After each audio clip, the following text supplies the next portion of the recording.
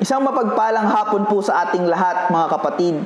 Ang ating pong gawain ng paggunita ng huling 7 wika ng Panginoong Hesus ay magsisimula na sa ilang sandali, kaya po muli na nating ihanda ang ating mga sarili.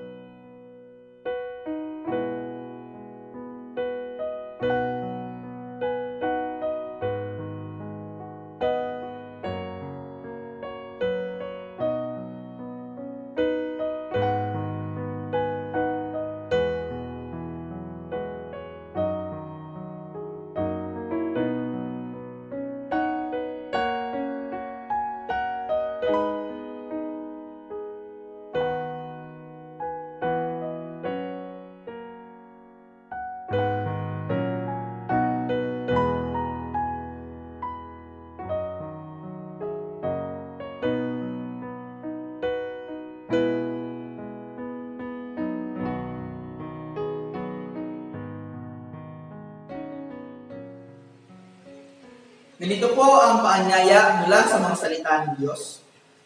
Magalak ang kalangitan, ang daigdig ay matuwa. Si Yahweh ay naghahari, ganito ang ibalita. Magpuri ang karagatan at ang lahat ng naroon. Ang lahat sa kabukiray magpuri kay Yahweh. Tayo pong lahat, umawit ang mga punong kahoy na nasa kabubatan sa pagdating ni Yahweh upang lahat ay agulan. Purihin si Yahweh sa kanyang kabutihan. Pag-ibig niya ay tunay, laging tapat kailanman. Tayo pong lahat ay yumuko at sumandali sa panalangin. Panginoon, kami mong muli ay nagpapasalamat sa inyo sa pagkakataon na ikaw ay aming nasamba bilang isang kongregasyon. Bagamat kami ay magkakalayo, kami ay patuloy mong tinitipon sa aming mga kanya-kanyang tahanan at nagkakaisa sa gawain ito. Samahan mo kami, gabayan kami ng iyong banal na Espiritu upang magkaroon ng kaayusan ng banal na gawain ito. Upang gayon din naman sa pamamagitan nito ay mapapurihan ka namin at paparangalan namin ang iyong banal na pangalan. Sa pangalan ng iyong anak na si Jesus. Amen.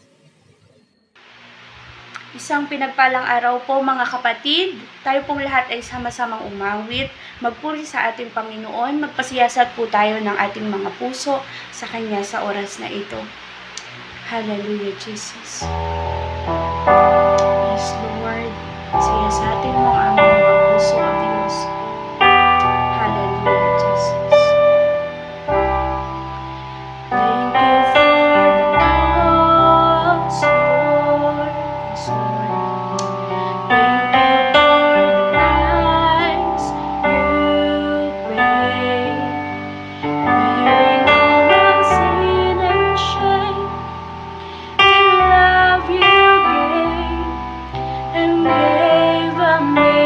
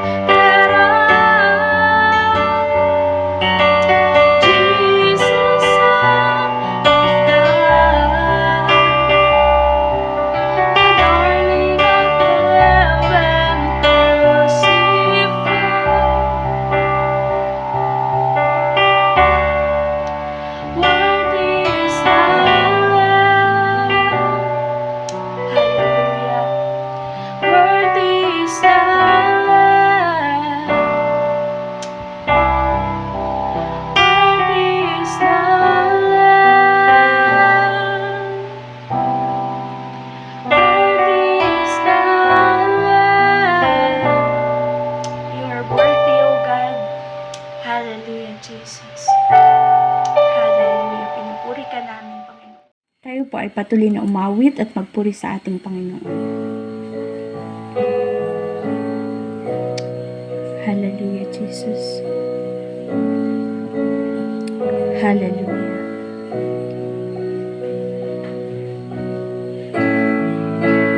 Yes, Lord.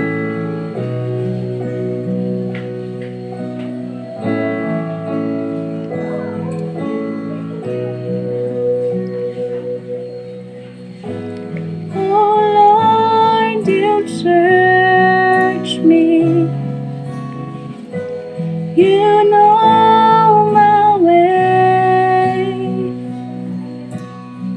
Even when I fail you, I know you love me.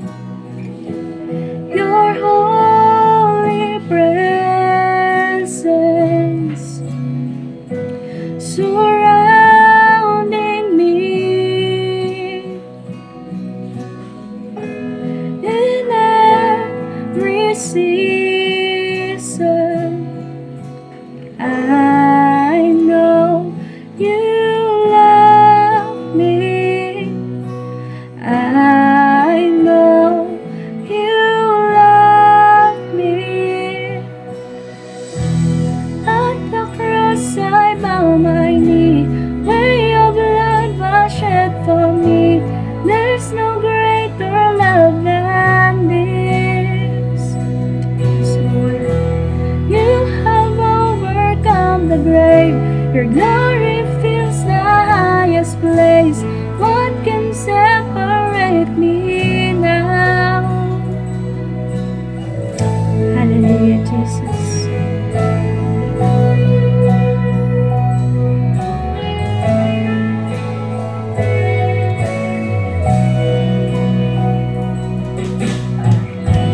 You go before me. You shield my way. Your hand upon me. I know you love me. At the cross I bow my knee, where your blood was shed for me. There's no greater love than this. Hallelujah. You have overcome the grave. Your glory fills the highest place. What can separate me now? At the cross I bow my knee, where your blood was shed for me. There's no greater love than this. You have overcome the grave. Your glory fills the highest place. What can separate me now? You tore the veil. You made a way. When you said that it is done, you tore the veil. You made a way.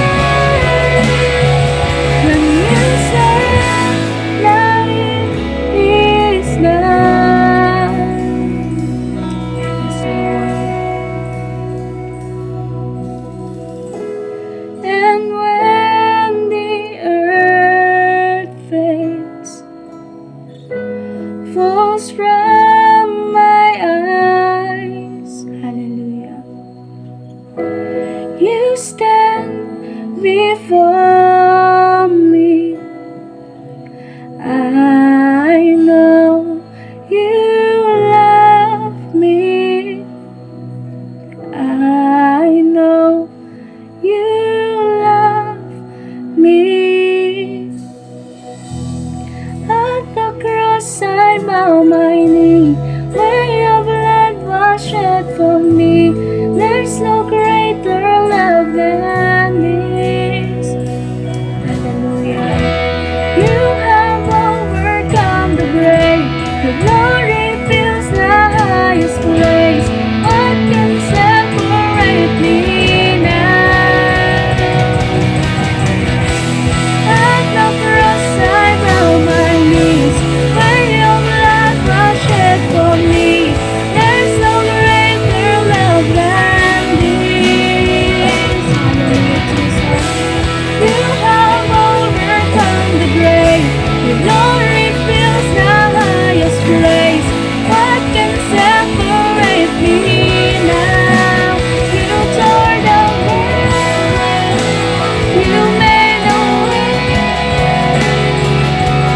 you said that it is done, you tore the veil, you made a way. When you said that it is done, you tore the veil. Sige po, sabay-sabay po natin awitin sa ating Panginoon. When you said that it is done, you tore the veil, you made a way. When you said that it is done. Hallelujah, Jesus. Hallelujah. Hallelujah. Sa iyo po namin, O Diyos, inaalay ang aming mga buhay, ang aming mga inawit, Panginoon. Hallelujah. Nawa ay ikaw ay aming napapurihan, ikaw ay aming naparangalan, Panginoon. Hallelujah. Kataas-taas ang papuri ang amin pong itinataas sa iyong dakilang pangalan, sa tanging pangalan ni Jesus. Amen. Amen. Palakpakan po natin ang ating Panginoon. Atin pong sama-samang ipahayag ang pangitain ng UECC. Ang UECC ay isang iglesyang may malalim na kapahayagan ng pananampalatayang nakabatay sa banal na kasulatan, aktibong nakikibahagi sa dakilang atas na ipinagkatiwala ng Panginoong Jesucristo at nagpapanumbalik ng sanglilikha sa Diyos hanggang sa kanyang muling pagdating. Ganito po ang paanyaya sa mga salita ng Diyos para sa pangungumpisal. Kaya ngayon, kailangang magsisi na kayo at lumapit sa Diyos para patawarin niya ang inyong mga kasalanan at matanggap nyo ang bagong kalakasan mula sa Panginoon. Pagkatapos, ipapadala niya si Jesus, ang Kristo na itinalaga niya noon para sa inyo. Tayo po ay magkaroon ng sandaling pananalangin.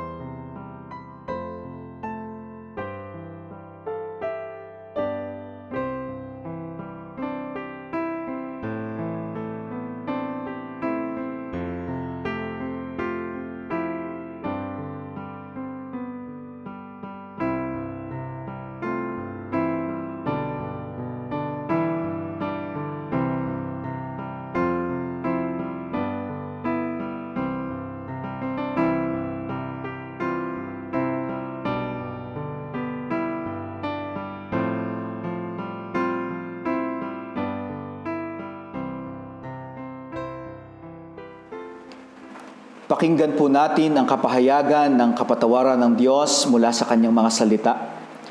Ngunit kung ipinagtatapat natin sa Diyos ang ating mga kasalanan, maaasahan nating patatawarin niya ang ating mga kasalanan at lilinisin tayo sa lahat ng uri ng kasamaan dahil matuwid siya. Tapat ang mga pangako ng Diyos sa atin. Kung kaya't bagamat tayo ay nagkakasala pa rin ng patuloy sa harapan ng Diyos, ang kanyang pagpapatawad at pag-ibig ay higit na makapangyarihan kaysa sa lahat ng mga kahinaan at kasalanang nagagawa natin sa kanyang harapan. Kalakip nito ay ang pintuan na palaging bukas upang tayo makalapit sa kanya upang humingi ng kapatawaran. Kaya naman sa oras na ito, kung sino man ang buong pusong nagpakumbaba, lumapit sa Diyos, humingi ng tawad, ay makakaasang tatanggap ng kapatawaran na nagmumula sa kanya. Tanggapin ninyong lahat kung gayon ang kanyang pagpapatawad at mula ngayon ay mamuhay kayo bilang mga bagong nilalang sa pangalan ng Ama ng Anak at ng Espiritu Santo. Amen.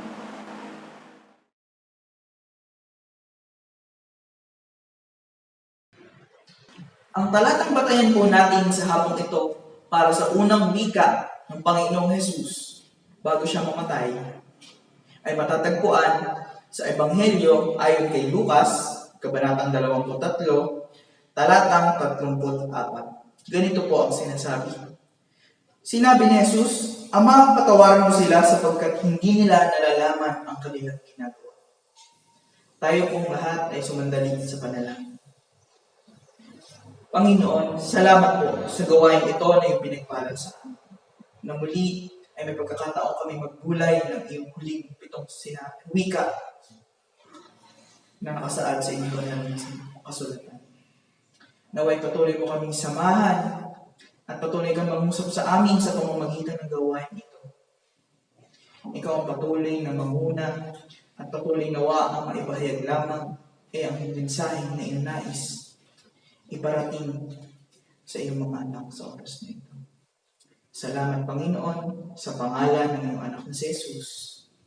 Amen. Magandang hapon po sa ating lahat, mga kapatid. Ang paksa po natin para sa ating gawain ngayong hapong ito ay ang biyayang handog ng pagsasakripisyo ng Panginoong Hesus. Ito po ay magandang alalahanin sa panahong ito sapagkat isa ito sa mga bagay na parabang nawawala na sa isip ng karamihan. Sapagkat sa panahong ito ay parabang napakahirap maramdaman o maranasan ng biyayang ito. Dahil ngayon, tayo ay nababalot ng labis na negatibong emosyon, bunga ng pagsubok na ating nararanasan.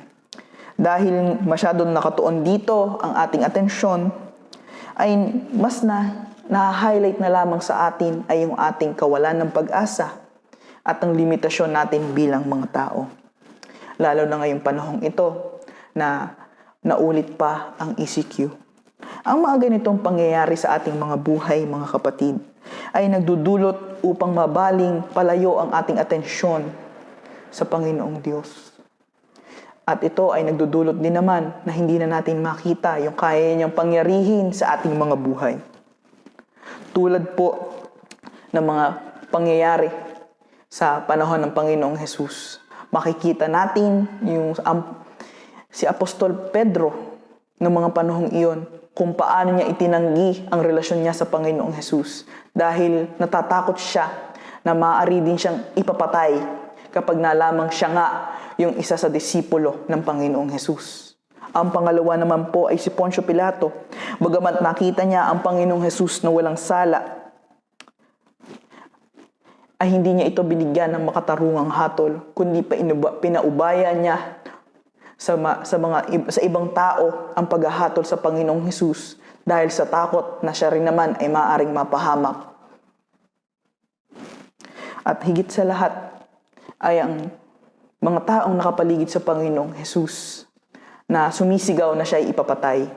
Dahil ang mga taong ito ay labis na nakatuon ang atensyon sa kanilang mga sarili at wala silang nais pangyarihin kundi yung kanilang mga sariling pagnanasa. Kaya ayaw nilang pakinggan yung mga turo ng Panginoong Hesus. Sa mga halimbawang ito, makikita natin ang labis na pagtuon ng atensyon sa mga sarili at emosyon ay nagdudulot upang tayo ay mabulag at mawala ng pagkakataong makita ang biyaya ng Diyos sa ating mga buhay. Kaya nawa sa mga oras na ito, ay tignan naman natin ang ginawa ng Panginoong Hesus.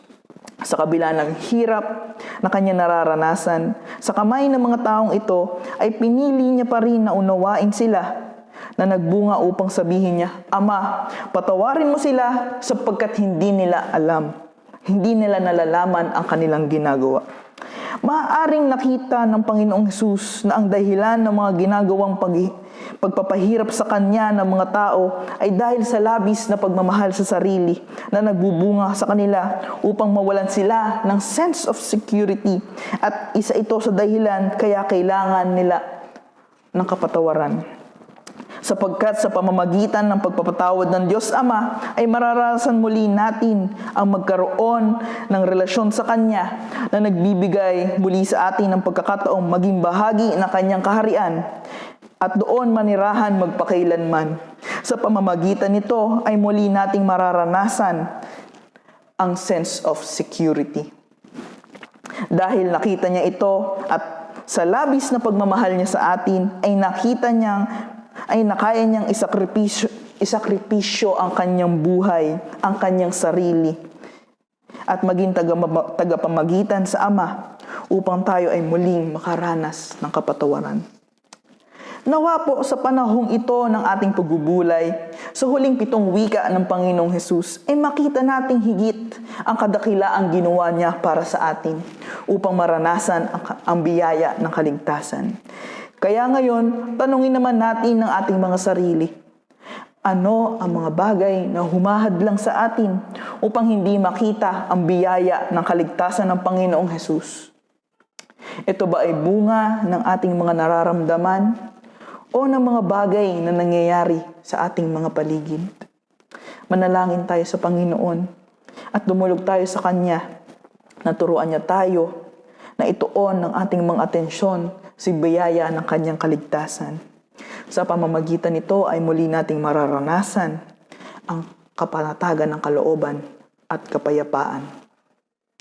Kaya sa panahong ito ng Kwaresma, ay patuloy nating hanapin ang kagandahan ng kalooban ng Diyos sa ating mga buhay. Sa kabila ng mga hirap at bigat ng kalooban na ating nararanasan. Sapagkat ang ating Diyos ang may kontrol sa lahat ng bagay na Kanya nang pinatunayan noong nandito pa siya sa lupa. Sapagkat napagtagumpayan niya ang lahat ng pagsubok, hirap, sakit at maging kamatayan na nagbunga upang maranasan natin ang biyaya ng kaligtasan. Sa ngalan ng Ama, ng Anak, at ng Espiritu Santo. Amen.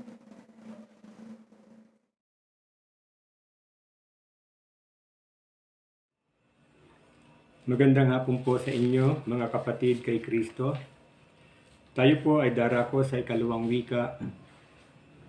Ito po ay nakatala sa aklat ng Lucas 23, talatang 39 hanggang 43.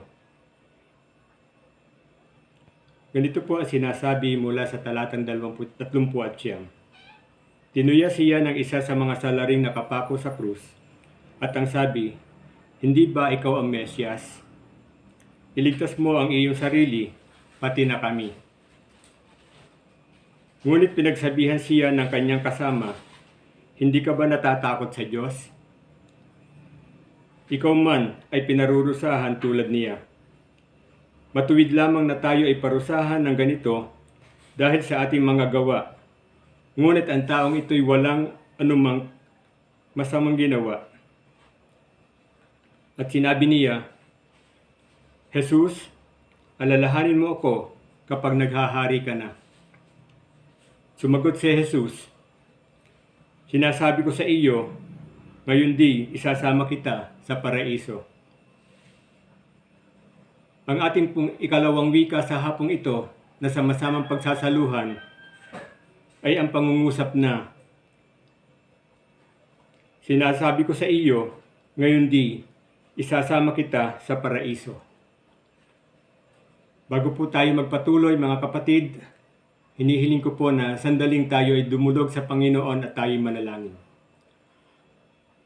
Ama, sa pangalan po ng inyong bugtong na anak na si Jesus at aming Panginoon, humihiling po kami na sa pagkakataong ito, O Diyos, ay idulot mo po sa amin ang inyong makapangyarihang Espiritu na siyang sa amin, O Diyos, ay siyang sumama. Balutin niyo po ang aming mga puso. At ang maikling oras ng aming pagbubulay-bulay ng iyong banal na salita, ito, O Diyos, ay maging makabuluhan, maging makahulugan sa buhay namin. At ito, O Diyos, ay magbigay sa amin ng pagpapala. Ama, salamat po sa inyo at ang lahat ng ito'y amin pong ipinagtatagubilin. Ibinabalik ang pinakamataas na papuri at pagsamba sa nag-iisang pangalan ng aming Panginoong Hesus. Doon sa krus ng paghihirap, ipinamalas ng Panginoong Hesus na walang sukdulan ang pusakal na masamang tao na hindi kayang patawarin ng Panginoong Diyos. Ang pangungusap na ito ay nagpapakita sa atin kung ano ang uri ng pagpapatunay sa Diyos ang kanyang dinidinig. Sa aklat ng Mateo, Kapitulo 7, talatang 21, talata hanggang 23, nais ko pong basahin muli ang isang magandang nilalaman na angkop sa ating pinagbabatayang salita ng Diyos. Hindi ang bawat nagsasabi sa akin, Panginoon, Panginoon, ay papasok sa kaharian ng langit, kundi ang gumaganap ng kalooban ng aking Ama na nasa langit. Marami ang magsasabi sa akin sa araw na yaon, Panginoon, Panginoon, hindi baga nagsipaghula kami sa iyong pangalan? At sa pangalan mo'y nagpalayas kami ng mga demonyo. At sa pangalan mo'y nagsigawa kami ng maraming gawang makapangyarihan. Talatang 23, at kung magkagayoy, ipahahayag ko sa kanila, magsilayo kayo sa akin, kayong mga manggagawa ng katampalasanan. Sa sandaling ito, hiramin natin bilang isang magandang halimbawa ang dalawang salaring nabanggit sa kabila o sa kaliwa at sa kanan ng ating Panginoong Hesus. Ang dalawang ito ay kapwa tumatawag sa Diyos. Ang dalawang ito ay parehong nagsisi. Ang dalawang ito sa kanilang kalagayan ay kapwa nasa bingit ng kamatayan. Subalit dito ay makikita natin kung anong uri ng pagsisisi ang hinahanap ng Diyos o ang nais ng Panginoon na maging katanggap-tanggap sa kanyang harapan. Una, pansinin natin ang pagsisisi na ginawa ng nasa kaliwang bahagi ng ating Panginoon. Ang sabi niya ay ganito, Panginoon, patawarin niyo po ako. Nagsisisi po ako sa aking mga nagawang kasalanan. Subalit, sa kanyang ginagawang paghingi ng kapatawaran o pagsisisi, nakita doon ng Diyos na ito ay nangangahulugan lamang ng pagkalungkot, na kung saan yun ang kanyang motibo ng puso sa kanyang pagsambit ng paglapit sa Panginoon, na kung saan ang sandaling yun ng kanyang paglapit sa Panginoon ay bunga lamang ng kanyang pagkahuli. Maliwanag na humingi lamang siya ng tulong dahil nasa kagipitan. At tumawag siya sa Diyos dahil may kailangan lamang at hindi tao sa puso ang kanyang mga sinabi sa ating Panginoon. Samantalang sa isang nakapako naman sa larin sa gawing kanan ng Panginoong Hesus, ganito naman po ang kanyang mga winika sa harapan ng ating Panginoon. Sabi niya, sa iyo, ako ay may tapat na pusong nais ipaabot ang aking pagsisisi. Kinikilala ko sa inyong harapan na kayo po ay aking Panginoon. At ganun din ang ginawa niya sa harapan ng mga tao.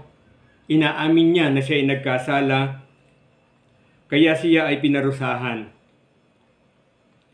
Inamin niya na makatwiran lamang na parusahan sila dahil nagkasala.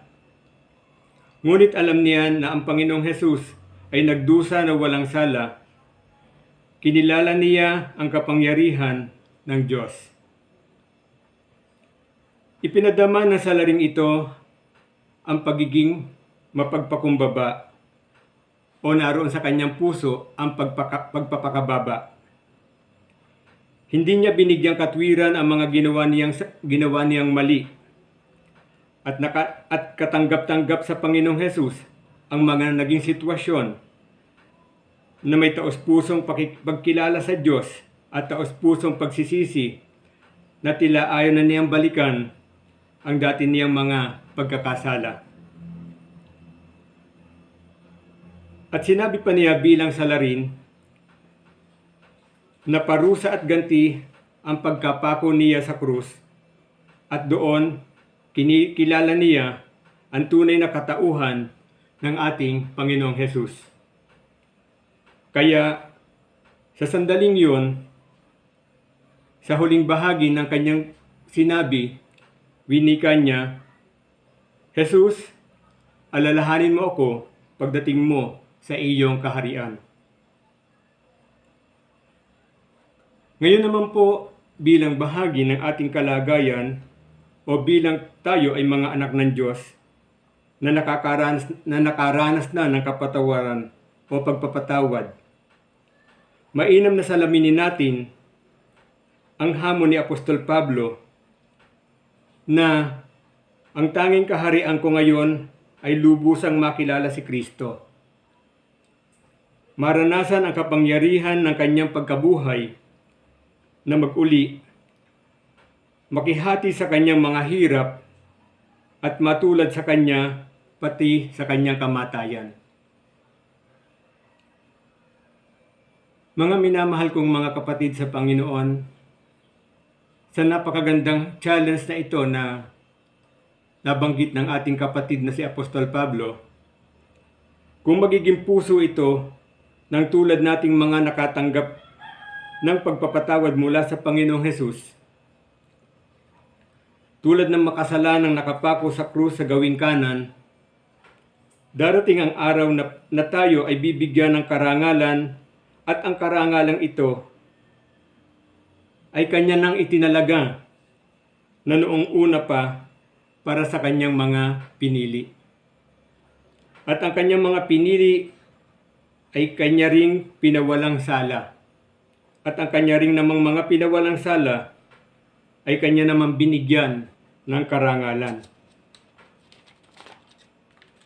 Mga kapatid, mapalad po tayo sa inilaan ng Diyos na kapatawaran. Bukod sa inaasahan nating karangalan na ipagkakaloob sa atin ng Diyos, isang napakagandang ehemplo sa ating mga mananampalataya sa gitna ng kaguluhan o magulong sanlibutan ito, sa kapaligiran na ating ginagalawan, maging sa ating mga patutunguhan at mga makakahalubilo, magiging konkreto sa kanila na iba ang uri ng ating kilos, pananalita, pagpapatotoo sa ginagawa ng Diyos. Marahil ito na ang ating pinakamalaking pagpapasalamat na karapat-dapat na sambitin sa ating Panginoong Hesus. Dahil ito na ang natatanging biyayang hatid ng mga sakripisyo ni Hesus sa krus. Purihin ang Panginoong Hesus sa pagkakataong ito.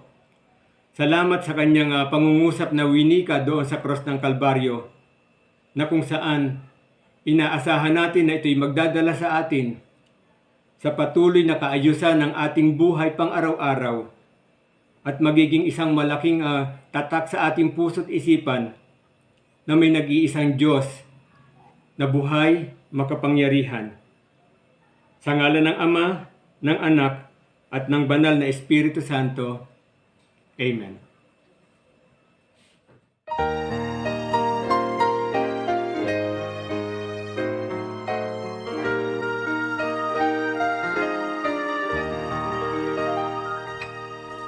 What a friend we have in Jesus, all our sins and griefs to bear.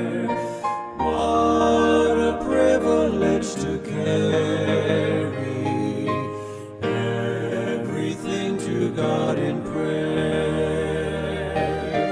Oh, what peace we often forfeit. Oh, what needless pain we bear.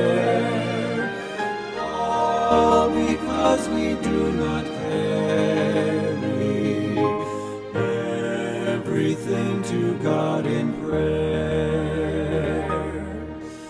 Have we trials and temptations?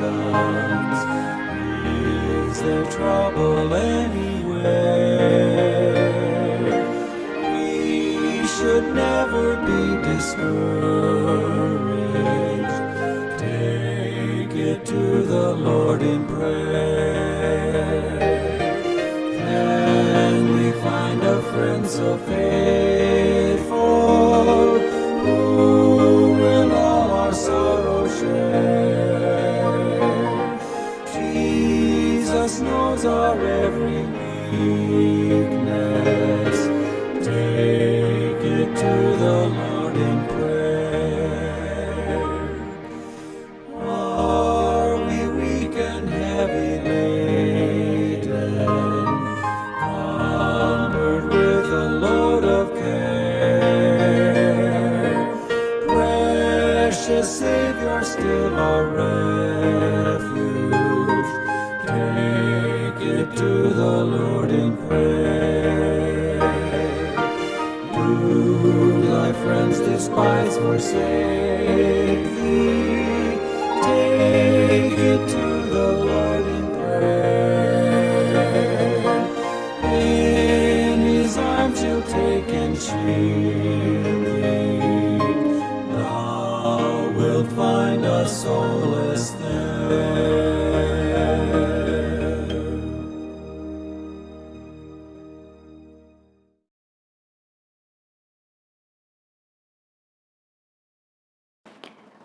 Magandang hapon po sa inyo lahat na sa ngayon ay nakikinig sa bawat tahanan.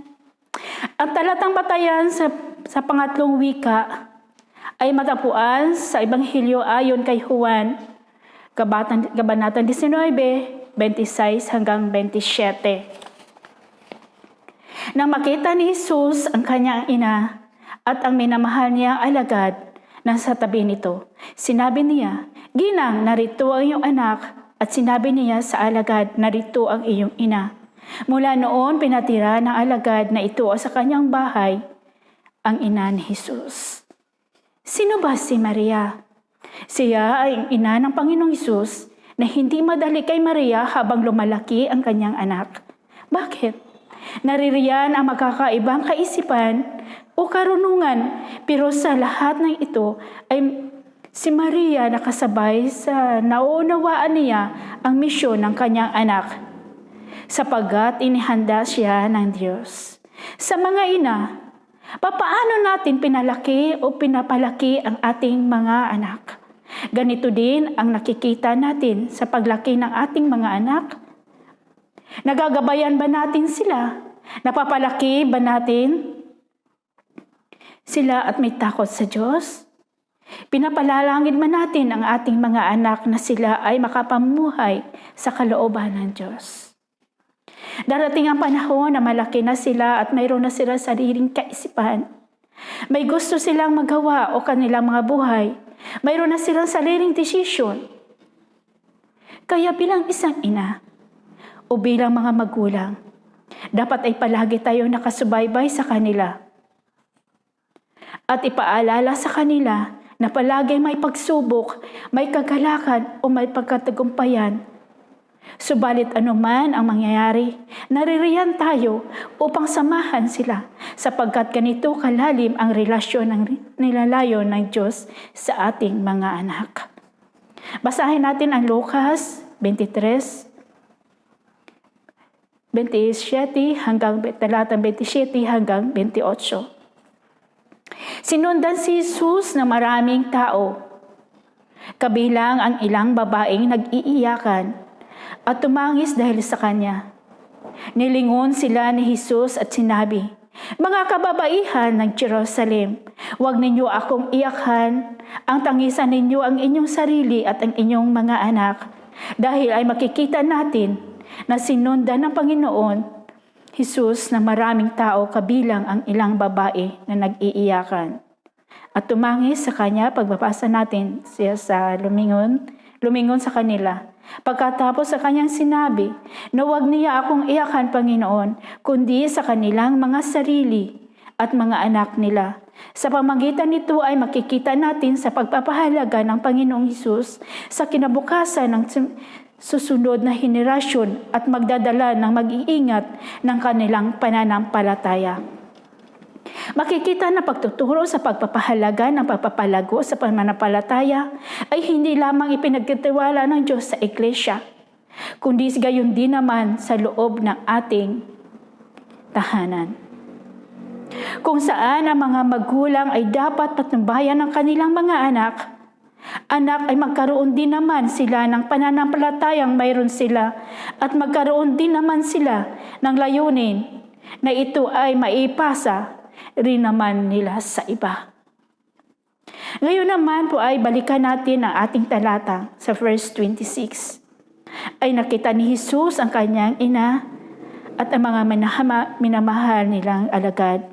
Nasa tabi nito, sinabi niya, dahil alam ng Panginoon Jesus na siya ay mawawala sa mundong ito at mawawala ng gagabay sa kanyang alagad. Dahil batid niya ang karunungan ng kanyang pag-aalaga sa paggabay sa isang anak ay ipinagkatiwala niya sa kanyang ina. Ngunit magiging epektibo lamang ito kung ituring ng mga alagad si Maria bilang kanilang tunay na ina. Sa pamagitan nito, sila ay naging isang pamilya at nanirahan sila sa magkakasama sa iisang tahanan. Ito ay nagbibigay ng halimbawa ng mga pagkakaroon ng matatag na pananampalataya ay magsisimula sa loob ng isang tahanan sa pamagitan ng magkakaroon ng malalim na relasyon sa loob ng pamilya at gabay ng mga magulang ay nagbubunga upang magkaroon ng konkretong pagkakakilala sa Panginoong Hesus ang bawat isa sa pamilya. Kaya mga anak naman, bunga ng ating pagkakaroon ng malalim na relasyon ninyo, iyong mga magulang ay magtutuo. Kayong magpapasakop sa kanila. Matuto tayong makinig at respetuhin ang mga desisyon ng ating mga magulang dahil wala silang ibang layunin kundi ang mapabuti kayo. At bilang mga magulang na lingkod ng Diyos, ay siguraduhin natin lumaki ang ating mga anak na mayroong pagkakakilala at takot sa Diyos. Sa pamagitan nito ay lalaki sila, ay maaaring malayo sa mga kapahamakan, bunga ng pagkakaroon ng maling direksyon sa buhay. Kaya ngayon, pagkaisipin natin, mabuti. Bilang mga magulang, paano ba natin pinapalaki ang ating mga anak? Tinuturuan ba bilang mga magulang natin sila sa pagkakaroon ng mga pagmamalasakit ng Iglesia? Nawa bilang mga Kristiyano ay maghahangad tayo ng maipasa ang ating pananampalataya sa mga sumusunod na henerasyon upang sila naman ang magpapatuloy ng ministeryo iniwan sa atin ng ating Panginoong Hesus. Sa ngalan ng Ama, ng Anak, ng Diyos Espiritu Santo. Amen.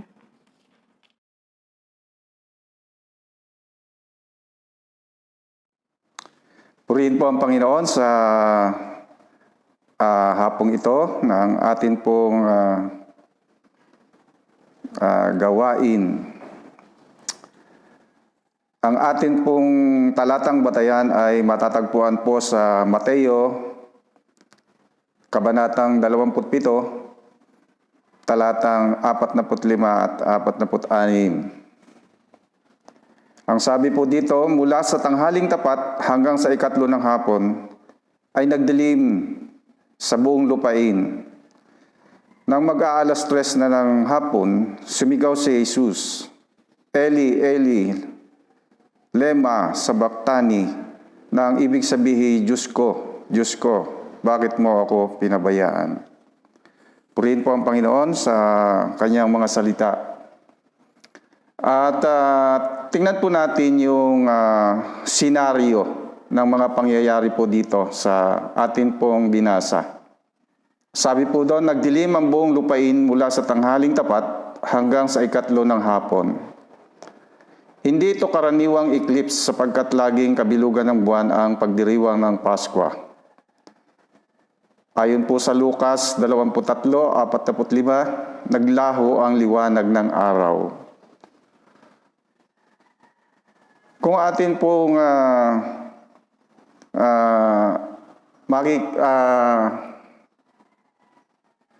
maalala po o yung mga pangyayari po ng eclipse, ay nangyayari po ito kapag ang daigdig po ay nasa pagitan ng buwan at araw. Ngunit sa pangyayari pong ito ay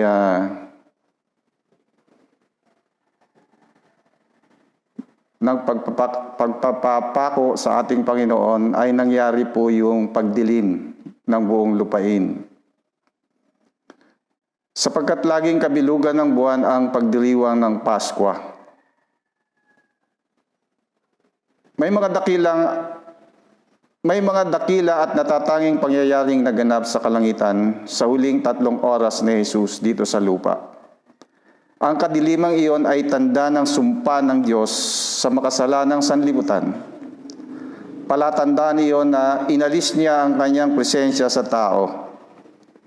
Sa lahat ng malagim na gawa ng tao sa buong kasaysayan ng kasangkatauhan, ang pinakamalagim ay ang pagpapako sa krus kay Jesus na anak ng Diyos. Sa loob ng 3 oras na iyon, naganap ang pinakamadilim at pinakamasamang pangyayari sa kasaysayan ng daigdig. At dito po ay meron pong 4 na puntos akong ginawa. Una, sabi ron, ang kalawakan ng kanyang pagsasakripisyo. Bago mamatay si Jesus, sinabi niya, Diyos ko, bakit mo ako pinabayaan? Mababasa din natin ito sa Awit 22, talatang 1. Bakit niya sinabi iyon? Sapagkat ang kadilimang lumukob noon sa buong lupain ay lumukob din sa kanya. Nadama rin niya ang lubos na pagkawalay sa Diyos. Nadama niya ang buong bigat ng puot ng Diyos at ang kanyang buong sumpa sa mga makasalanang tao. Alam niyang sino mang ibinitin sa kahoy o sa krus ay sinumpa ng Diyos. Ayon po doon sa aklat ng Deuteronomio 21:23 at Galatia 3:13. Habang nakapako si Jesus sa krus, tunay ngang pinabayaan siya ng Diyos upang mangyari ang pagtubos sa tao. Pangalawang puntos po, sabi ron, ang katunayan ng kanyang pagsasakripisyo. Ipinapasan kay Jesus ang ating mga kasalanan, ibinilang siyang makasalanan para sa atin. Ayon po doon sa 2 Korinto 5:21. Ngunit hindi maaaring titigan ng Diyos ang kasalanan. Kaya ibinaling niya mula kay Jesus ang kanyang mukha. Sa hardin ng Getsemani, isang anghel ang bumaba mula sa langit para palakasin si Jesus. Ayon po sa Lucas 22:43. Ngunit sa krus, walang isa mang umaliw at magpalakas sa kanya. Ito ang halagang ibinayad ni Jesus sa pagtubos sa atin para iligtas tayo mula sa puot ng Diyos. Ito ang kahulugan ng ipagkaloob ang kanyang buhay bilang pantubos sa marami. Marcos 10:45. Pangatlong puntos, ang sabi po ay ang kahilingan ng kanyang pagsasakripisyo. Ito ang isa sa pinakmahalagang talata sa Ebanghelyo ni Marcos sapagkat sa kauna-unahang pagkakataon, ipinaliwanag ni Jesus sa kanyang mga alagad kung bakit siya naparito sa lupa, ang anak ng tao o ang anak ng Diyos. Ang pinakadakilang pinuno na nabuhay sa daigdig ay naparito hindi upang paglingkuran, kundi upang maglingkod. Naparito siya bilang tagapaglingkod, hindi bilang Panginoon. Ayon po sa Pilipos 2:6-8. Ngunit hindi lamang siya naparito para maglingkod sa mga tao, kundi upang ibigay ang kanyang buhay para sa kanila. Naparito siya para magdusa at mamatay para sa mga tao. Mabuti ang maglingkod, ngunit hindi sapat iyon. Higit sa paglilingkod ang kailangan ng tao. Kailangan nila ang kaligtasan mula sa kamatayang espiritual. Ayon po sa Roma 6:23, sapagkat kamatayan ang kabayaran ng kasalanan. Kaya naparito si Jesus para akuin ang kaparusahan dahil sa ating mga kasalanan. Siya ang namatay sa halip na tayo. Siya ang naging handog sa paglabag para sa atin. Ayon po sa Levitico 5:17, Isaias 53:10, Hebreo 9:28. Ibinigay niya ang kanyang buhay bilang pantubos sa marami. Ibig sabihin ay ibinigay niya ang kanyang buhay bilang kapalit ng ating buhay. Ayon po sa 1 Timoteo 2:5-6. Dati, naging alipin tayo ng kasalanan at ni Satanas. Tinubos tayo ni Jesus. Binayaran niya ang ating kalayaan sa pamagitan ng kanyang dugo. Ayon sa sulat ni Pablo sa mga taga-Korinto, hindi na kayo para sa inyong sarili. Binili kayo sa halaga. Unang Korinto 6:19-20. Ibinuhos ni Kristo ang kanyang dugo para bayaran ng ating kaligtasan. Marcos 14:24. Panghuling puntos po, sabi rito, ang kapakinabangan ng kanyang pagsasakripisyo. Isaiah 53. Malinaw na nila doon ang buhay at gawain ng tagapagligtas na si Jesucristo. Ngunit siya ay inulos dahil sa ating pagsalansang. Binugbog siya dahil sa ating mga kasalanan. Ang parusang nagdulot sa atin ng kapayapaan ay iginawad sa Kanya at gumaling tayo dahil sa Kanyang mga sugat. Ipinasan sa Kanya ng Panginoong Diyos ang lahat ng ating pagkakasala. Marami ang pawawalang sala ng aking lingkod na matuwid at dadalhin niya ang kanilang pagkakasala. Ibinuhos niya ang kanyang buhay hanggang kamatayan. Isaiah 53:5-6-11-12. Tatlong bagay na hatid sa pagsasakripisyo ni Kristo.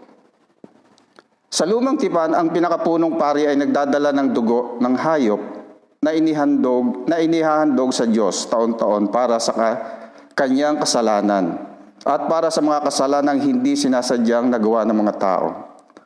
Hebreo 9:7. Sa bagong tipan, minsan lamang pumasok si Kristo sa dakong kabanal-banalan at iyo'y sapat na. Hindi dugo ng hayop ang kanyang inihandog, kundi ang sarili niyang dugo upang magkaroon tayo ng walang hanggang kaligtasan. Ito ang biyaya ng Diyos para sa ating kaligtasan. Pangalawa, ang muling pagkabuhay ng Panginoong Jesucristo ay biyaya ng Diyos, sapagkat kung walang pagkabuhay na maguli, walang kabuluhan ang lahat ng ating paglilingkod. Unang Korinto 15:14-18. Pangatlo, ang ating pananampalataya ay biyaya ng Diyos sa atin sapagkat hindi ito mula sa atin kundi kaloob ng Diyos. Sapagkat sa pamagitan ng pananampalataya tayo ay pinawalang sala. Sa Roma 3:24-28. Ang dalawang pinakamahalagang bagay na maaari ng malaman ng tao sa daigdig na ito ay, una, si Jesus ay anak ng Diyos. Marcos 1:1. At ikalawa, naparito siya para ibigay ang kanyang buhay bilang pantubos sa marami. Siya ang tagapagligtas ng lahat ng sumasampalataya sa Kanya. Roma 10:9. Ang kaligtasan ay di masusumpungan kanino man sapagkat walang ibang pangalan sa silong ng langit na ibinigay sa mga tao para sa ating ikaliligtas. Gawa 4:12. Bilang pagtatapos, Mga kapatid, nasaksihan natin ang kalunos-lunos na sinapit ng ating Panginoong Jesucristo sa pamagitan ng banal na kasulatan. At hindi natin mapasusubalian ang sakit at hirap na kanyang tiniis alang-alang sa ating kaligtasan. Sa atin kaya, na mga tinubos ng Panginoong Jesucristo mula sa kaparusahan ng kasalanan, ano naman kaya ang maaari nating isakripisyo? Ayon nga sa kanyang banal na salita, sa Lucas 14:27-33, ang hindi magpasa ng sarili niyang krus at sumunod sa akin ay hindi maaring maging alagad ko. Gayon din naman, hindi maaring maging alagad ko ang sinuman kung hindi niya tatalikuran ang lahat sa kanyang buhay. Ito po ang hamon sa atin ng Panginoon, mga kapatid. Purihin po ang Panginoong Diyos Ama.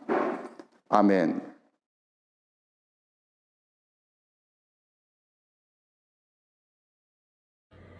Purihin po ang Panginoon. Salamat sa Diyos nang dahil sa 7 last word na ito. At dahil po sa technology na mayroon tayo, we come together to listen, to meditate, to evaluate, and once again to recollect that Jesus died on the cross for us. At bawat taon ng pag-alala, mayroon po siyang bagong mensahe sa atin. At sa panahong ito, napakahalaga ng pagpapakahulugan natin sa kanyang huling salita. May biyayang hatid ang pagsasakripisyo ng Panginoong Hesukristo. Samahan niyo po ako na basahin ang John chapter 19 verse 28 kung saan po matatagpuan ang ikalimang salita ng Panginoong Hesus. Ganito po ang sinasabi. Pagkatapos nito, nang malaman ni Jesus na ang lahat ay naganap na, sinabi niya upang matupad ang kasulatan, nauuhaw ako. Naitala po ito ni John during the time na may religious group na nagpalitaw na hindi totoo ang nangyari sa krus. Ito daw ay kasinungalingan, ito daw po ay kulto. Kaya nga po ang Diyos ay binigyan si John ng inspirasyon upang itala ang pangyayaring ito, ang 7 last words na ito upang maging gabay natin sa pananampalataya na mayroon tayo. Una pong katotohanan, ang physical suffering po ni Jesus o ang pagdurusa ay totoo. Sa Bible po may mga ilang events na nagpapatunay during the time na nagkatawang tao si Jesus. Ang una po ay noong siya ay tinukso ni Satan dahil alam po ni Satan na physically maaapektuhan po si Jesus after ng 40 days po niyang fasting.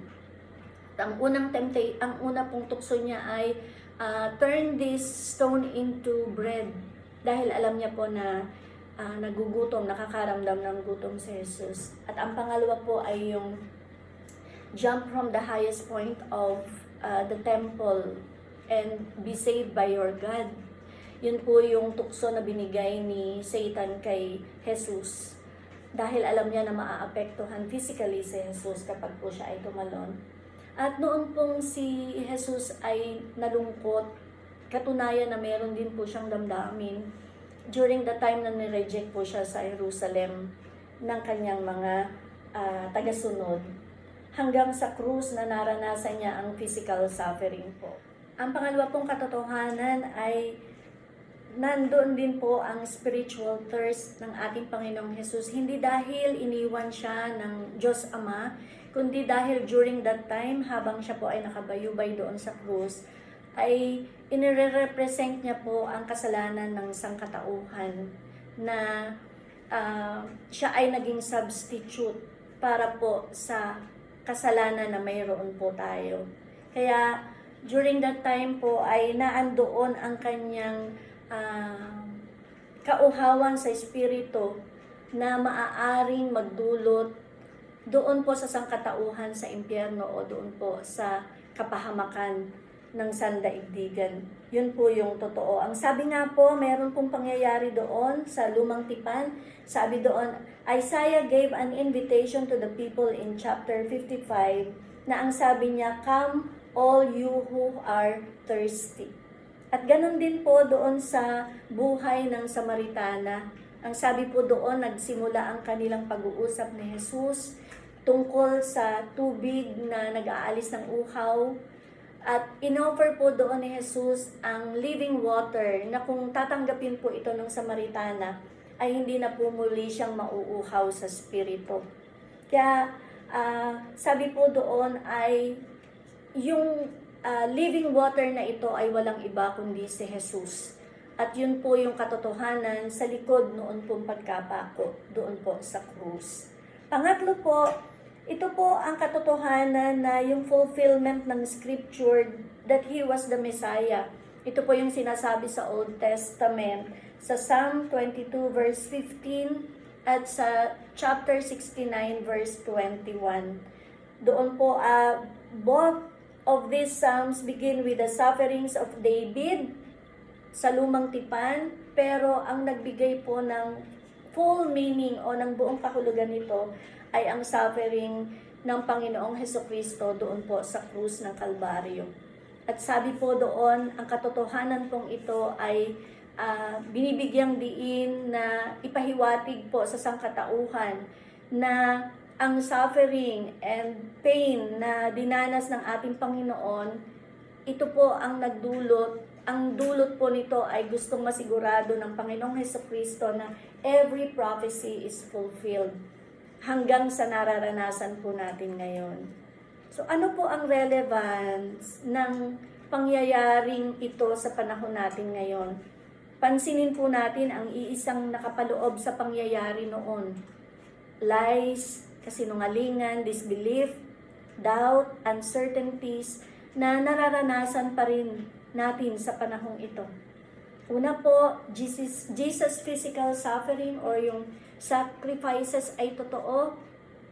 Panghawakan po natin ang katotohanan ito na ang pagkapako po niya sa krus ay kabayaran ng ating mga kasalanan, na ang pagkauhaw natin ng ating mga spirito ay mapapawi kung siya po ay ating tatanggapin dahil siya po yung living water. Sabi po doon sa pangalawa,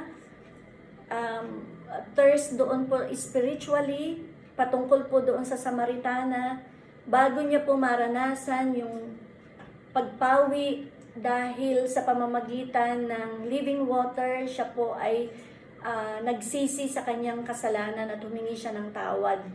Sa atin pong buhay sa ngayon, maybe some of us, mayroon pong spiritual thirst na wala pong makakasatisfy kundi ang ating Panginoong Diyos. Nasubukan na po natin dati ang maraming bagay, pero ang dulot po nito ay panandalian lamang na satisfaction. At maaari pong itry pa natin ang marami pang mga bagay. Pero isa po ang totoo, ang katotohanan po, ang Diyos lamang po ang makakapag-satisfy ng atin pong buhay, lalo na po sa panahong ito. Ano po ang dapat gawin? Hihingi po ng tawad ang ating mga kasalanan and go in a new direction sa ating pong mga buhay upang patuloy na ang kanya pong biyaya ng pagsasakripisyo doon sa krus ay atin pong maranasan. At ang bunga po nito ay ang belief, trust, at ang ating pong pananampalataya. Makakamit po natin ito dahil lamang sa kanyang biyaya. In all circumstances, God is there for you and me. At hindi lamang po nawa natin ngayon alalahaning Holy Week, ang pagkapako sa krus, ang 7 last word, kundi sa araw-araw po ng ating buhay bilang mananampalataya sa panahong ito. Marami pong salamat sa Panginoon. Idagdag niya nawa sa atin ang patuloy na pagkaunawa at pagsunod sa kanyang salita. Purihin ang Panginoon.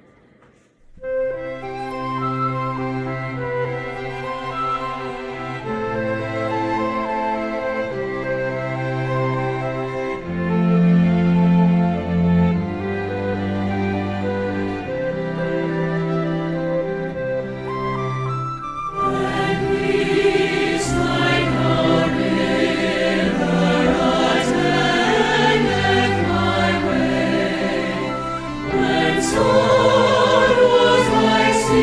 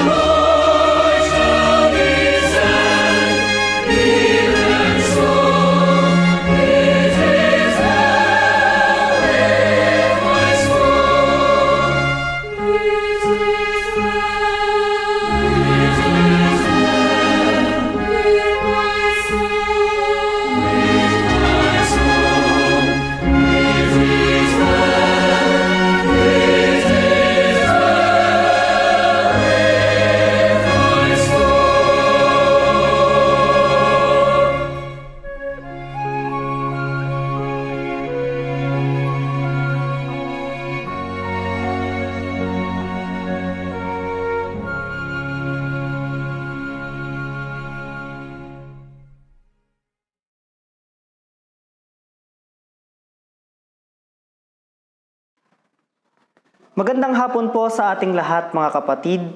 Ngayon po ay nasa ika-6 na tayo ng wika ng ating Panginoong Hesus. Sinasabi po sa Juan, Kabanatang 11, talatang 30 ang ganito. Nang masipsip na ni Hesus ang alak, sinabi niya, naganap na. Iniyuko niya ang kanyang ulo at nalagot ang kanyang hininga. Tayo po ay pinagpala na sa pagkabasa at pagkarinig ng salita ng Diyos. Idagdag niya po nawa sa atin ang pagkaunawa. Noong panahon na ang ating Panginoong Hesus ay nakabayubay po sa krus ng Kalbaryo, hindi po siya kinikilala ng mga Israelita na siya ang Mesiyas na ipinadala ng Diyos. Ang nakikita nila habang si Kristo ay nakapako sa krus ay isang taong mahina at walang kapangyarihan. Hindi man lamang niya kayang iligtas ang kanyang sarili. Ngunit sa kabila ng mga pangaalipusta at panlalait sa kanya ng mga tao, malinaw sa ating Panginoong Hesus ang layunin kung bakit siya naparito sa mundo. Naparito siya upang sa pamamagitan niya ay maligtas ang lahat ng tao mula sa kasalanan. Ang ika-6 po na salita ng ating Panginoong Hesus ang patunay na natapos na niya ang ipinagagawa sa kanya ng kanyang amang nasa langit. Ang Greek word po na ginamit ng ating Panginoon dito ay tetelestai. Ito po ay may root word na teleo na ang kahulugan ay completed, finished, or accomplished. May mga nadiskubre ang mga scholars na ang salitang tetelestai ay ginagamit ng mga Griego sa mga bill noong unang panahon. Nilalagay ng mga debt collector sa bill o resibo ang salitang tetelestai bilang patunay na bayad na ang mga taong may utang sa kanila. Ibig sabihin tapos na ang kanilang mga utang. Wala na silang dapat na bayaran. Ganito rin po ang ginawa ng ating Panginoong Hesus sa ating mga buhay. Siya ang nagbayad para sa ating mga kasalanan. Kaya nga po sinabi ni Apostol Pablo sa unang Timoteo, Kabanatang 2, talatang 6 ang ganito, ibinigay niya ang buhay niya bilang pantubos sa lahat ng tao. Ito ang nagpapatunay na nais ng Diyos na maligtas ang lahat ng tao at inihayag niya ito sa takdang panahon. Kusang loob po na ipinagkaloob ng ating Panginoong Hesukristo ang kanyang sarili upang tubusin tayong mga tao sa kasalanan. Hindi inisip ng Panginoong Hesus ang kanyang sarili, bagkos mas inisip niya ang ating kapakanan. Kaya naman, tayo po sa mga panahong ito ay may kaligtasang tinatanggap galing sa ating Panginoon. Ito ang biyayang kaloob ng pagsasakripisyo ng ating Panginoong Hesus para sa ating mga buhay. Tinubos ng Panginoong Hesus ang ating mga kasalanan mula sa kamatayan. Tinubos ng Panginoong Hesus sa ating mga buhay mula sa kamatayan patungo sa buhay na nais ng Diyos. Isang buhay na kasiyasiya at banal sa harapan ng ating Panginoon. Bilang mga taong binigyan ng Panginoon ng ganitong pagkakataon, ipagpasalamat po natin sa Diyos ang biyayang ito. Hindi natin ito pinagtrabahuhan. Ito'y kusang ipinagkaloob sa atin sapagkat mahal niya tayong lahat. Hindi pinahintulot ng Panginoon na tayo'y dumanas ng kamatayan. Bagkos tayo'y nais na pagkalooban ng Panginoon ng buhay na kasiyasiya sa kanyang paningin. Tiniis lahat ng ating Panginoong Hesus ang hirap upang magkaroon tayo ng panibagong buhay. Kaya naman, gamitin po natin ang buhay na ito para sa kanyang kaluwalhatian. Tayo ngayon bilang mga taong iniligtas ng Panginoon ay pahalagahan po natin yung buhay na mayroon tayo. Ingatan natin at huwag natin itong pahintulutang mauwi sa wala ang pagsasakripisyo ng ating Panginoon. Kagaya ng ating Panginoong Hesus, kusa rin po nating ibigay ang ating buhay para tuparin ang kalooban ng Diyos. Para magawa natin ito, kailangan nating magkaroon ng malalim na pag-ibig kagaya ng ating Panginoong Hesus. Kaya naman po, idalangin rin natin sa Diyos na magkaroon tayo ng pusong kagaya ng mayroon ng ating Panginoong Hesus. Nang sa gayon ay magawa rin nating ibigay ang ating buhay sa pagkatupad ng layunin ng Diyos. At isa pa, kapag dumating ang panahon na tayo'y kukuhanin na ng ating Diyos mula sa mundong ito, masabing rin natin na naganap na. Ibig sabihin, natapos na natin ang misyong ipinagkakatiwala ng Panginoong Hesus para sa ating mga buhay. Binayaran na ng Panginoong Hesus ang ating mga kasalanan, mga kapatid. Kaya naman, malaya na tayong gawin ang kalooban ng Diyos. Ang kailangan lamang nating gawin ay ang magpatuloy sa buhay na ipinagkaloob o ipinagkakaloob niya para sa atin. Sa mga panahong ito po ng ating pagbubulay sa mga huling pananalita ng ating Panginoong Hesus, patuloy po nating alalahanin kung gaano kabuti ang ating Diyos sa ating mga buhay. Alalahanin rin po natin ang sakripisyong ginawa ng ating Panginoong Hesus para sa ikaliligtas ng ating mga buhay. Purihin natin ang Diyos at ang lahat ng kanyang mga ginawa para sa atin sa pangalan ng Ama at ng Anak at ng Banal na Espiritu. Amen.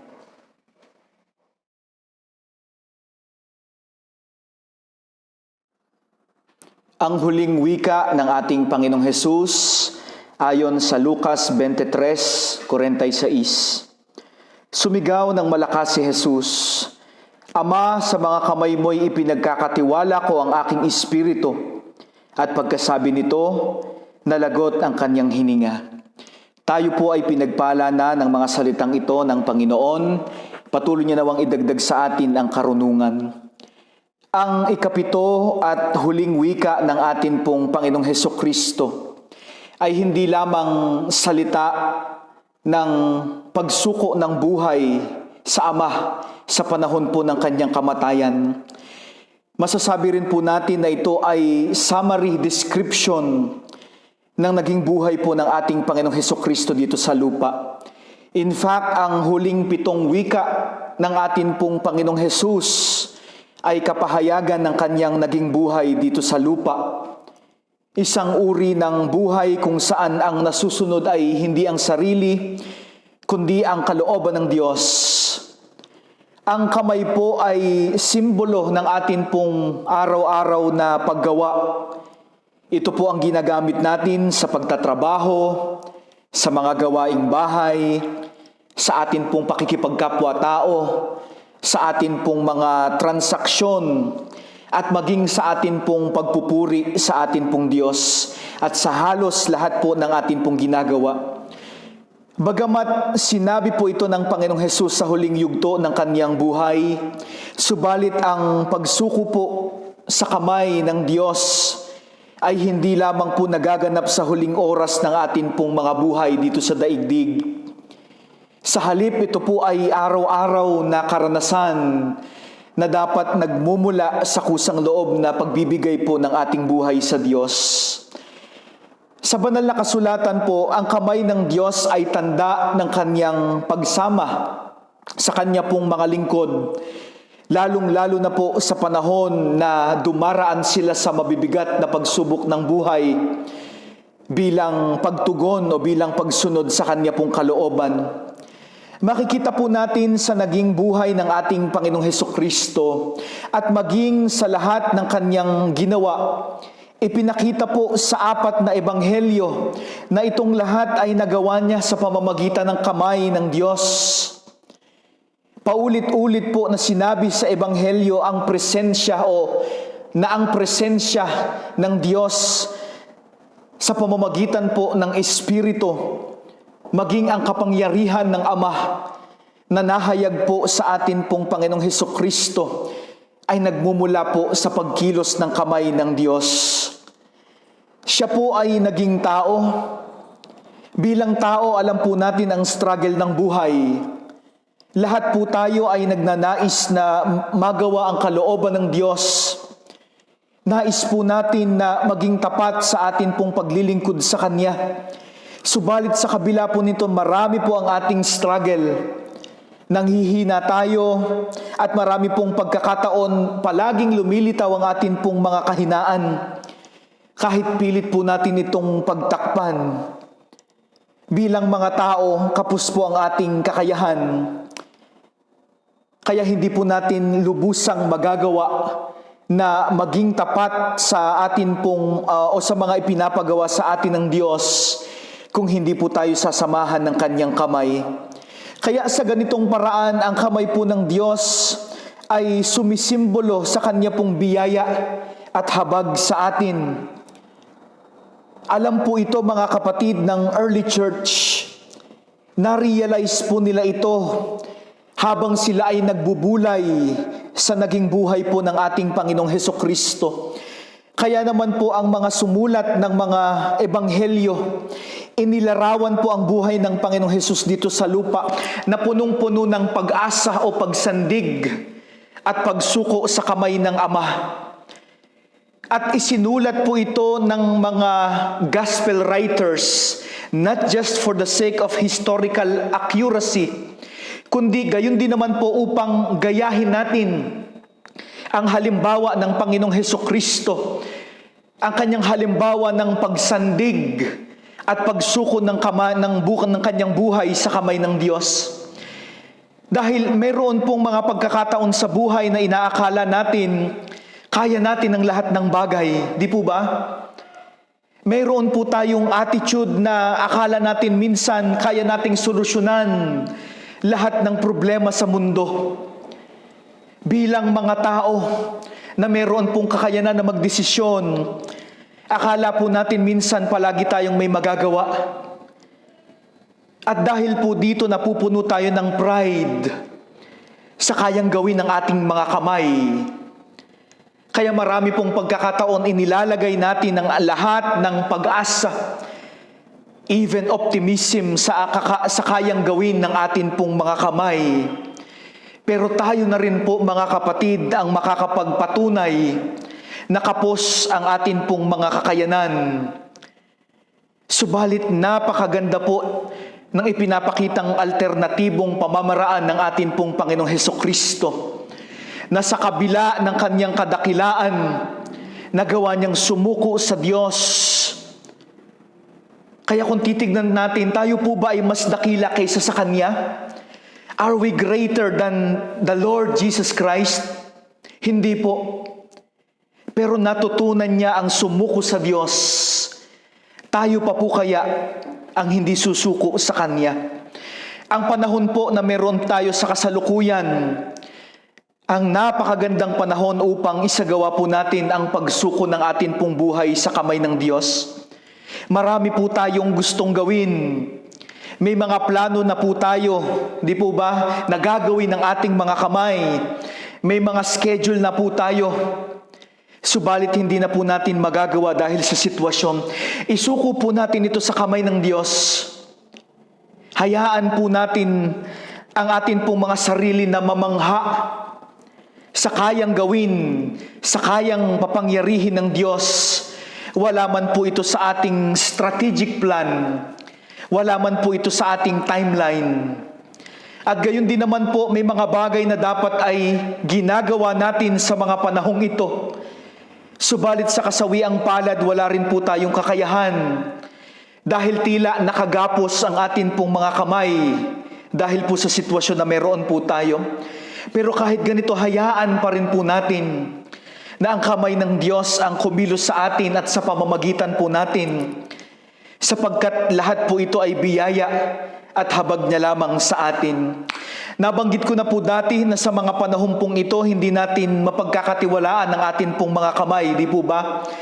Dahil sabi ng ating paligid, isa po ang ating kamay sa mga dahilan ng pagkalat ng virus. Kaya nga lagi tayong pinaghuhugas ng kamay, lagi po tayong pinag-aalkohol. Kahit po ang sarili nating mga kamay ay hindi po natin mapagkatiwalaan. Kahit po ang kamay ng mga namumuno sa atin ngayon, maging ang kamay ng mga eksperto, tila nakagapos din po. Para bang ang kamay ng buong mundo ay iginapos upang patunayan na hindi po sapat ang ating mga kakayahan na wala pong kabuluhan ang pagtitiwala ng lubos sa mga kayang gawin ng atin pong mga kamay.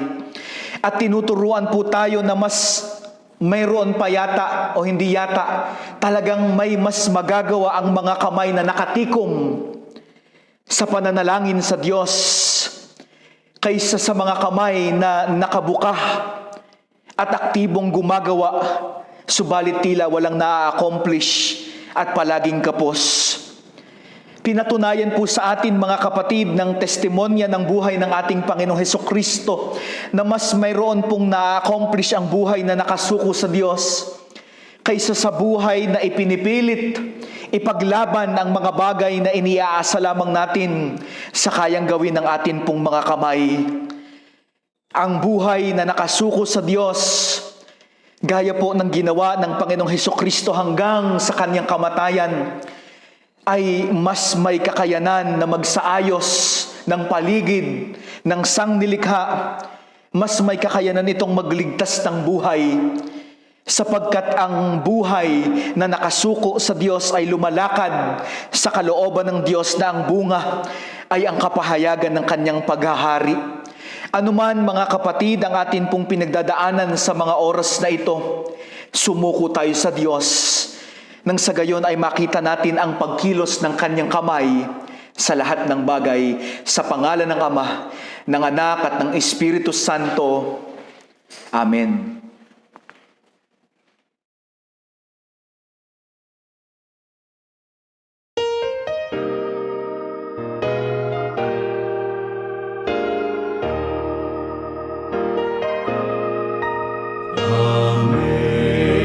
Amazing grace, how sweet the sound that saved a wretch like me. I once was lost, but now I'm found, was blind, but now I see. 'Twas grace that taught my heart to fear, and grace my fears relieved. How precious did that grace appear, the hour I first believed. Through many dangers, toils, and snares, I have already come. 'Tis grace hath brought me safe thus far, and grace will lead me home. When we've been there 10,000 years, bright shining as the sun,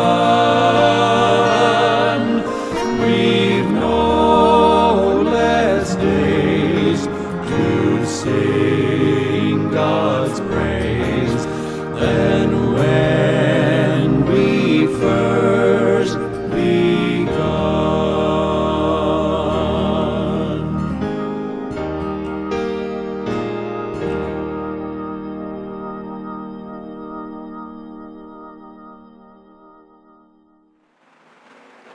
Para naman po sa pagkakaloob, ganito po ang sinasabi sa banal na kasulatan.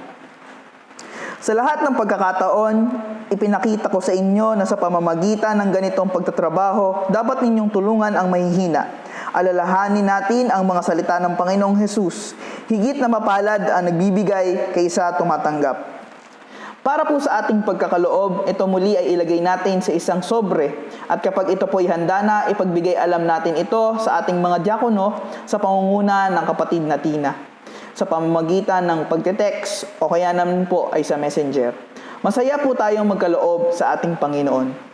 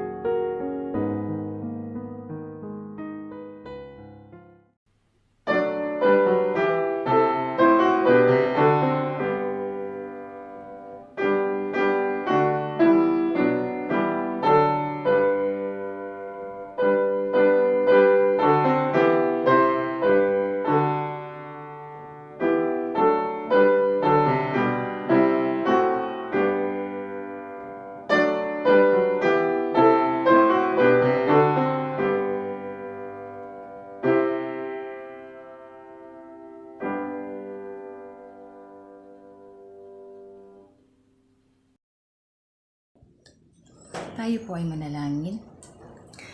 Dakilang Diyos, aming mapagpalang Ama sa langit, pinupuri ka namin, pinasasalamatan, O Lord, sa oras na ito, sa buhay, sa lakas, at sa patuloy na pag-asa, Panginoon, na amin pong nararanasan na nagmumula sa iyo. Salamat po, O Lord, sa iyo pong kabutihan, sa iyo pong katapatan. Salamat po, Panginoon, sapagkat sa bawat araw, Panginoon, ay nagiging sapat ang iyo pong mga biyaya na ipinagkakaloob. Salamat nga po, dakilang Diyos, sa mga hanap buhay, sa mga source of income, Panginoon, na meron, Panginoon, ang bawat mga anak mo na nagagamit, O Lord, para sa pangangailangan sa araw-araw. Patuloy mo nga po, O Lord, na pagpalain ang mga hanap buhay na ito at mga other sources, Panginoon, upang patuloy, O Lord, na makatugon, Panginoon, sa mga pangangailangan sa araw-araw at maging daluyan din po, O Lord, ng iyong pong pagpapala sa mga tao, Lord, at sa aming pong mga kapatiran na nangangailangan. O Lord, dinadalain ko rin po ang mga kapatiran namin, Panginoon, na sa panahong ito ng pandemic, O Lord, at muling nagbalik sa ECQ, na naapektuhan, Panginoon, ang hanap buhay. Lord, kayo nga po, O Lord, ang manguna sa kanila at patuloy na mag-provide, Lord, sa lahat ng kanila pong pangangailangan. Panginoon, idinadalangin po namin na patuloy niyo pong pagkalooban ng bawat isa, Lord, ng malakas na pangangatawan, maayos na kalusugan, Panginoon, upang magamit, Panginoon, sa paghahanap buhay, Panginoon. Maraming salamat po, O Lord, sa mga malilikom na mga salapi at nawa ito'y magamit, Panginoon, para sa mas ikalalawak at ikaluluwalhati ng iyo pong gawain. Pagpalain mo nga po, O Lord, ang iyo pong mga anak. Salamat po, dakilang Diyos. Ito pong lahat ang aming pong panalangin at pasasalamat sa natatanging pangalan lamang ng aming pong Panginoong Jesus. Amen. Amen. Sa darating pong linggo, tayo ay magdiriwang ng Pasko ng Pagkabuhay. At ito po ay gaganapin sa oras na 5:00 ng umaga. At dahil ito rin po ay unang linggo ng buwan, tayo rin po ay magdiriwang ng banal na hapunan. Kaya po, pinaghahanda ang bawat pamilya ng mga elemento na sumisimbolo sa katawan at dugo ng ating Panginoong Hesukristo. Sama-sama po nating awitin ang awit ng pagtatalaga.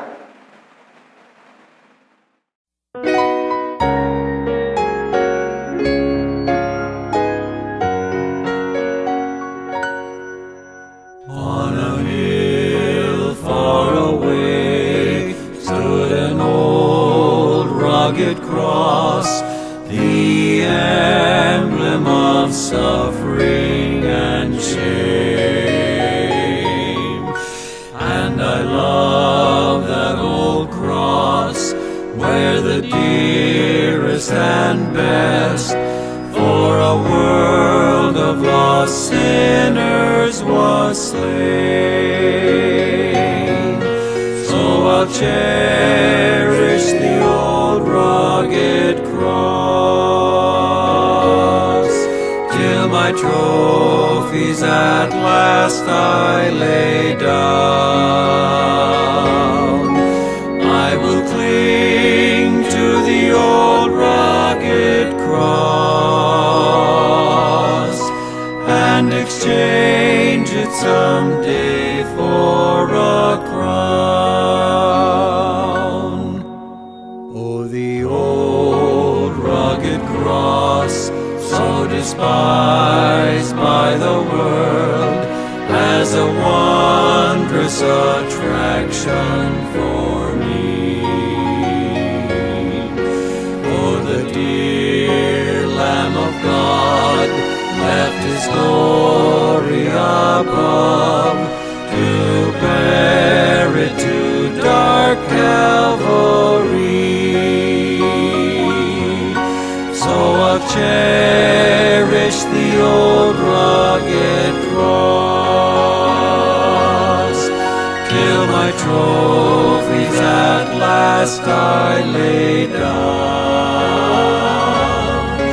I will cling to the old rugged cross and exchange it someday for a crown. To the old rugged cross I will ever be true, its shame and reproach gladly bear. Then he'll call me someday to my home far away, where his glory forever I'll share. So I'll cherish the old rugged cross till my trophies at last I lay down. I will cling to the old rugged cross and exchange it someday for a crown.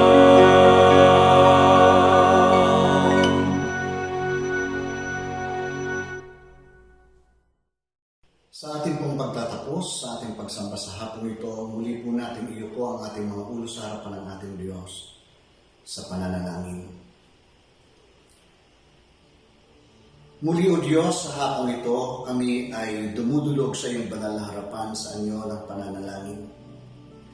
Nagpapasalamat kami dahil alam namin o Diyos na sa buong panahon ng aming pagsamba sa iyo, nakasama ka namin sa pamamagitan ng iyong banal na diwa, na siyang nagbigay sa amin ng inspirasyon upang magbulay, makinig, umawit at manalangin sa iyo. Bagamat o Diyos kami ay hiwa-hiwalay physically, alam namin o Diyos na pinag-isa mo ang aming mga puso, na sa bawat tahanan ng aming mga kapatid na kasama namin sa pagsambang ito, naroon ang iyong presensya upang ingatan ang aming mga buhay at alisin ang anumang posibleng maging hadlang o naging hadlang sa panahon ng aming pagsamba. Salamat o Diyos sa pagpapaging banal mo sa pagsambang ito. Sa aming pagtatapos, dalangin namin kung gayon, na patuloy mong panariwain sa aming mga puso ang mga salitang pinagbulayan namin sa hapong ito. Maging itong kapahayagan at inspirasyon ng aming buhay habang patuloy kaming namumuhay sa mundong ito. At sa pamamagitan ng mga salita mo, Diyos, patuloy kami nitong baguhin at maging naman na pagpapala ang aming buhay sa aming kapaligiran upang sa gayon marami pa kaming kaluluwang maakay sa iyo. Amang banal, payagan mo na patuloy na mapanariwa din sa aming puso ang sakripisyong ginawa ng aming Panginoong Hesus at patuloy itong magsilbing inspirasyon at magbibigay sa amin ng malalim na rason kung bakit kami dapat magpatuloy, dapat higit na magpunyag, bakit dapat kaming patuloy na mamuhay na mayroong pagsisikap sa aming mga puso. Sa ganitong diwa, dalangin namin, O Diyos, na ibuhos po sa amin ang iyong makalangit na bendisyon. Gayon din naman ang iyong biyaya at pagpapala sa pamamagitan ng pagbubukas mo ng iyong kalangitan. Ibuhos mo rin ito sa bawat tahanan na kasama namin ngayon sa pagsamba sa iyo. Sa pangalan ng aming Panginoong Hesus, na siyang dahilan ng aming pagdiriwang sa hapong ito. Ito ang aming mga dalangin. At ngayon, sumainyo nga ang pagpapala ng ating Diyos. Iyuko niya ang kanyang mapagpalang mukha sa inyo at kagalakan ang inyong buhay. Humayo kayo ng may kapayapaan habang binubuksan ng Diyos ang durungawan ng langit at ibinumuhos na sa inyo ang kasaganahan ng kanyang mga pagpapala.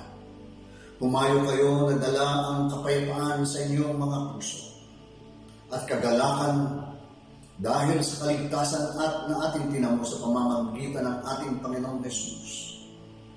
Humayo kayo sa gabay at pag-iingat ng banal na Espiritu. At ingatan niya nawa ang ating buong katauhan, ang Espiritu, kaluluwa at laman, hanggang sa kanyang muling pagbabalik. Sa pangalan ng isang Diyos na Ama, Anak at Espiritu Santo, ito ang aming mga dalangin. Amen.